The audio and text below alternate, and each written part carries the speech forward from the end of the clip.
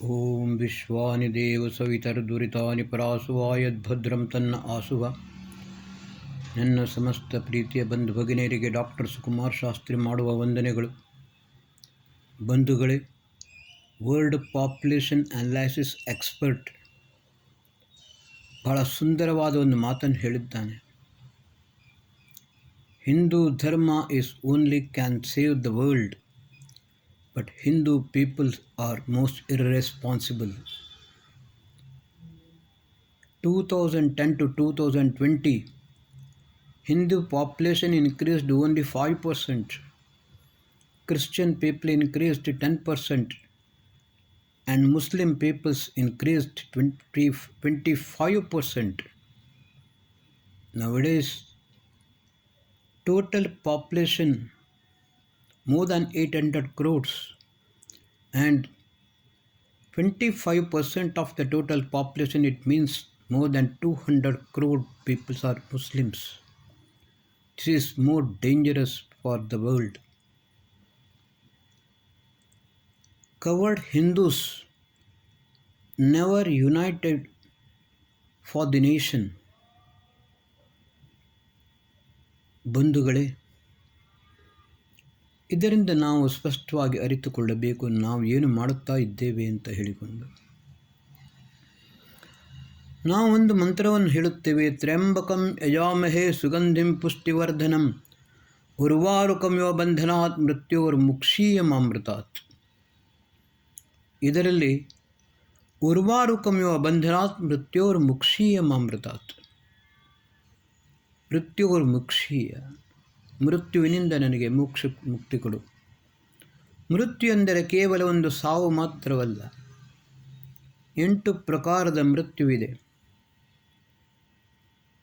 ಒಂದು ಅಪಮೃತ್ಯು, 2ನೇದು ಅಕಾಲ ಮೃತ್ಯು, 3ನೇದು ಜೀವನ್ ಮೃತ್ಯು, 4ನೇದು ಹೆದರಿಕೊಂಡು ಸಾಯುವಂಥದ್ದು, 5ನೇದು ಆತ್ಮಹತ್ಯೆ, 6ನೇದು ಸ್ವಾಭಾವಿಕ ಮೃತ್ಯು. ಈ ರೀತಿ ಇನ್ನೂ 2 ರೀತಿಯ ಮೃತ್ಯುಗಳಿವೆ. ಬಂಧುಗಳೇ, ನಮಗೆ ಬೇಕಾದದ್ದು ಏನು? ಹೆದರಿಕೊಂಡು ಸಾಯಬೇಕೇ? ಅಕಾಲ ಮೃತ್ಯು ನಮಗೆ ಬೇಕೇ? ಆತ್ಮಹತ್ಯೆಯನ್ನು ಮಾಡಿಕೊಳ್ಳಬೇಕೇ?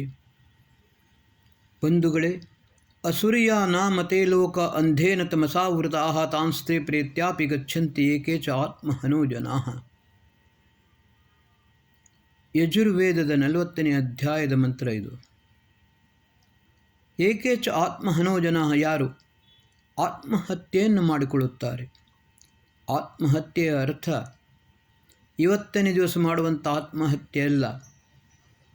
ಅದು ಕೇವಲ ಸುಸೈಡ್, ಶರೀರವನ್ನು ನಷ್ಟ ಮಾಡುವಂಥದ್ದು.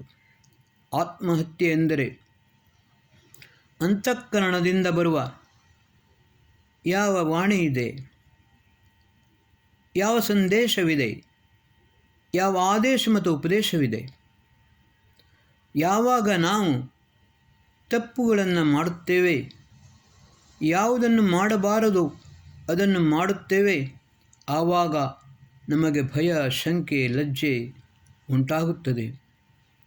ಅಂತಃಕರಣದಿಂದ ನಮಗೆ ಒಂದೇ ವಿಚಾರ ಬರುತ್ತದೆ, ನಮ್ಮ ಮನಸ್ಸಿನಲ್ಲಿ ಮೂಡಿ ಬರುತ್ತದೆ, ಇದನ್ನು ನೀನು ಮಾಡಬೇಡ, ಇದು ಮಾಡುವುದು ತಪ್ಪು. ಆದರೆ ಯಾವಾಗ ಆ ಅಂತಃಕರಣದಿಂದ ಬರುವ ಪ್ರೇರಣೆಯನ್ನು ನಾವು ಮೆಟ್ಟಿಕೊಂಡು ಮುಂದುವರೆದುಕೊಂಡು ಅದೇ ತಪ್ಪು ದಾರಿಯಲ್ಲಿ ಮುಂದುವರಿಯುತ್ತೇವೆ, ಅದೇ ನಿಜವಾದ ಆತ್ಮಹತ್ಯೆ. ಬಂಧುಗಳೇ, ಈ ಆತ್ಮಹತ್ಯೆಯನ್ನು ಮಾಡಿಕೊಂಡರೆ ಅಸುರಿಯಾನಾಮತೆ ಲೋಕ ಅಂಧೇನ ತಮಸಾವೃತಾಃ, ಮನುಷ್ಯನ ಜೀವನ ಅತ್ಯಂತ ನಿಕೃಷ್ಟವಾಗುತ್ತದೆ. ನರಕವೆಂದರೆ ಯಮಲೋಕವಲ್ಲ, ನರಕಂ ನ್ಯರಕಂ ನೀಚೈರ್ಗಮನಂ ನಾಲ್ಪಮಪಿ ರಮಣೀಯ ಸ್ಥಾನಮಿತಿವ. ಮಹರ್ಷಿ ಯಾಸ್ಕರು ಬಹಳ ಸುಂದರವಾಗಿ ಹೇಳಿದ್ದಾರೆ, ಮನುಷ್ಯನ ಅಧಃಪತನ ಅದು ಕೂಡ ಒಂದು ನರಕವೇ. ನರಕಂ ನರಕಂ ನೀಚೈರ್ಗಮನಂ. ಮನುಷ್ಯ ಯಾವಾಗ ನ್ಯಾಯವಾದ ಮಾರ್ಗದಿಂದ ತಪ್ಪಿಕೊಂಡು ಅನ್ಯಾಯದ ಮಾರ್ಗದ ಕಡೆಗೆ ಹೋಗುತ್ತಾನೆ, ಕೊಲೆ ಸುಲಿಗೆ ದರೋಡೆ ವಂಚನೆ ಆತ್ಮದ್ರೋಹವನ್ನು ಮಾಡಿಕೊಳ್ಳುತ್ತಾನೆ, ಆಮೇಲೆ ಹಲವಾರು ಕಷ್ಟ ನಷ್ಟಗಳಿಗೆ ಗುರಿಯಾಗುತ್ತಾನೆ, ದುಃಖಕ್ಕೆ ಈಡಾಗುತ್ತಾನೆ, ಅದು ಕೂಡ ನರಕವೇ. ಆದ ಕಾರಣ ಆ ಅಂತಃಕರಣದಿಂದ ಬಂದ ಯಾವ ಪ್ರೇರಣೆ ಇದೆ, ಭಗವಂತನ ಪ್ರೇರಣೆ ಇದೆ, ಅದನ್ನು ನಾವು ಮೆಟ್ಟಿಕೊಂಡು ನೀಚ ಕಾರ್ಯಗಳನ್ನು ಮಾಡುವುದು ಕೂಡ ನಿಜವಾದ ಆತ್ಮಹತ್ಯೆಯಾಗಿದೆ. ಇವತ್ತಿನ ದಿವಸ ಅವನು ಹೇಳಿದಾಗೆ ಕವರ್ಡ್ ಹಿಂದೂಸ್ ನೆವರ್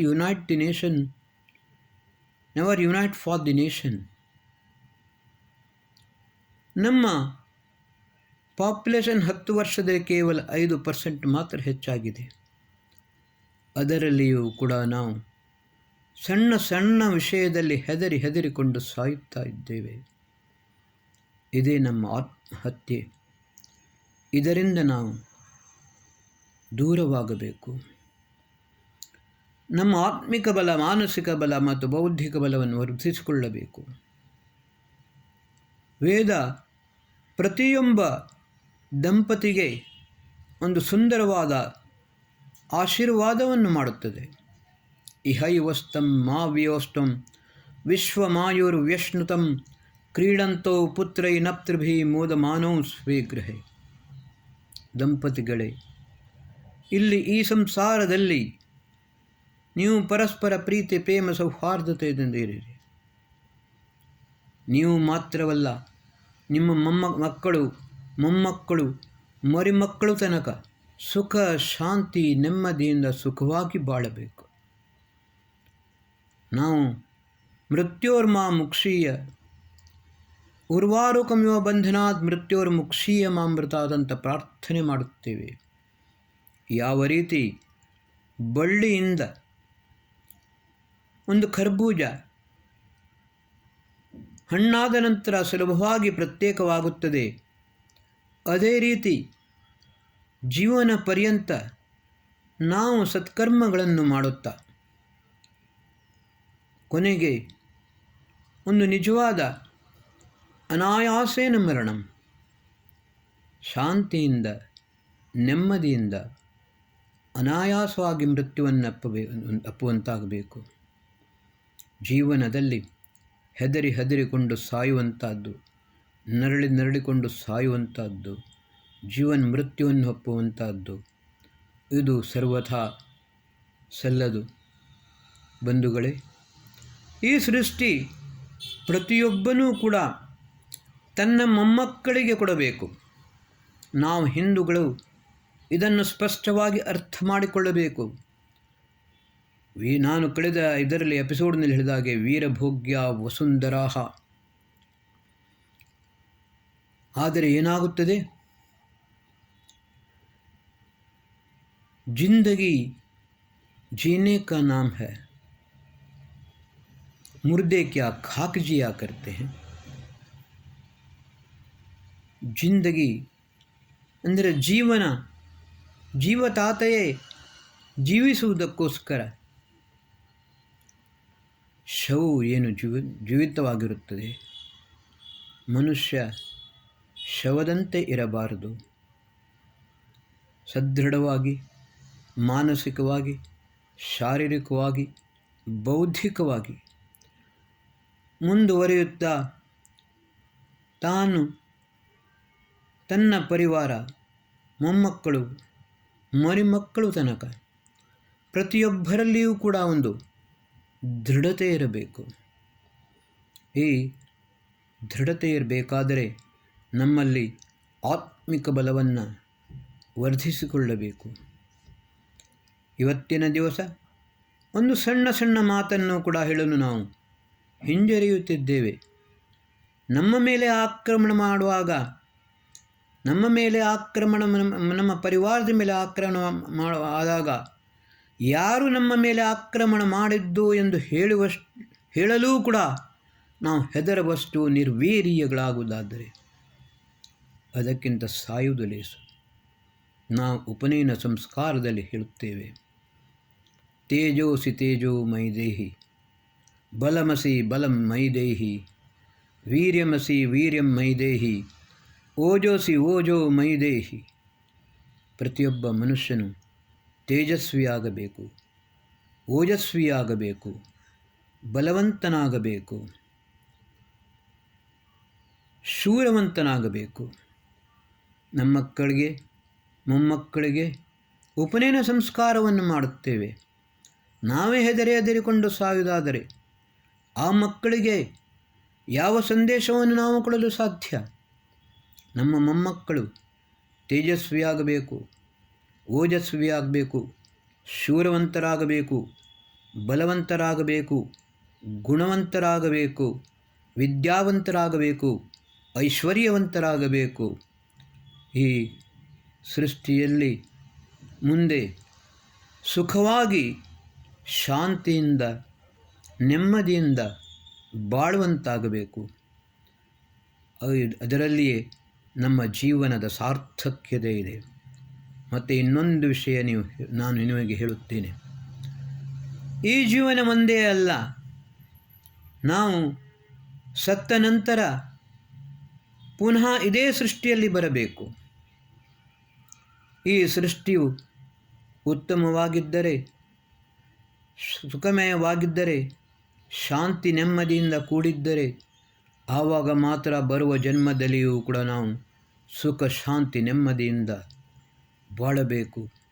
ಅದಕ್ಕೋಸ್ಕರ ನಾವು ನಮ್ಮ ಜೀವನವನ್ನು ಆದರ್ಶಮಯವಾಗಿ, ವೀರವಂತರಾಗಿ, ಶೂರವಂತರಾಗಿ, ಗುಣವಂತರಾಗಿ, ಬಲವಂತರಾಗಿ, ವಿದ್ಯಾವಂತರಾಗಿ ಬಾಳಿದರೆ ಮಾತ್ರ ಮುಂದಿನ ಜನ್ಮದಲ್ಲಿಯೂ ಕೂಡ ನಾವು ಸುಖ ಶಾಂತಿ ನೆಮ್ಮದಿಯನ್ನು ಕಾಣಬಹುದು. ಹೇಡಿಗಳಾಗಿ ಸಾಯುವುದು ಸರಿಯಲ್ಲ. ಇದರಿಂದ ನಮ್ಮ ಮಕ್ಕಳಿಗೂ ಮೊಮ್ಮಕ್ಕಳಿಗೂ ಮರಿಮಕ್ಕಳಿಗೂ ಕೂಡ ತೊಂದರೆಗಳಾಗುತ್ತವೆ. ಅದು ಮಾತ್ರವಲ್ಲ, ನಮ್ಮ ಬರುವ ಜನ್ಮದಲ್ಲಿಯೂ ಕೂಡ ನಾವು ಸುಖದಿಂದ ಇರಲು ಸಾಧ್ಯವಿಲ್ಲ. ಪ್ರತಿಯೊಬ್ಬ ಹಿಂದೂ ಇದನ್ನು ಸರಿಯಾಗಿ ಅರ್ಥ ಮಾಡಿಕೊಳ್ಳಬೇಕು. ಅದೇ ಅವನು ಹೇಳಿದ್ದು, ಅದನ್ನು covered Hindus never unite for the nation ಅಂತ. ನಮ್ಮ ದೇಶಕ್ಕೋಸ್ಕರ ಹೇಳಿ ಹಿಂದೂಗಳು ಯಾವತ್ತೂ ಒಂದಾಗಿರಲು ಸಾಧ್ಯವಿಲ್ಲ, ಒಂದಾಗುವುದಿಲ್ಲ. ಪ್ರತಿಯೊಂದು ವಿಷಯದಲ್ಲಿಯೂ ಕೂಡ ಸಣ್ಣ ಸಣ್ಣ ವಿಷಯದಲ್ಲಿ ಜಾತಿ ಮತ ಪಂಥ ಪಂಗಡ ಅಂತ ಹೇಳಿಕೊಂಡು ಜಗಳ ಮಾಡಿ ಸಾಯುತ್ತಾರೆ. ಆದರೆ ನಾವು ಒಟ್ಟಾಗುವುದು ಯಾವಾಗ? ಇದನ್ನು ನಾವು ಅರ್ಥ ಮಾಡಿಕೊಳ್ಳಬೇಕು. ಐಕ್ಯತೆಯಿಂದ, ಒಮ್ಮತೆಯಿಂದ, ಸ್ನೇಹದಿಂದ, ಸೌಹಾರ್ದತೆಯಿಂದ ಬಾಳಿಕೊಂಡರೆ ಮಾತ್ರ ನಮ್ಮ ರಾಷ್ಟ್ರ ಸದೃಢವಾಗಲು ಸಾಧ್ಯ. ಹಿಂದೂಗಳೇ, ಉತ್ತಿಷ್ಠತ ಜಾಗೃತ ಪ್ರಾಪ್ಯವರಾನ್ಯಭೂದತ. ಓಂ ಶಾಂತಿ ಶಾಂತಿ ಶಾಂತಿ.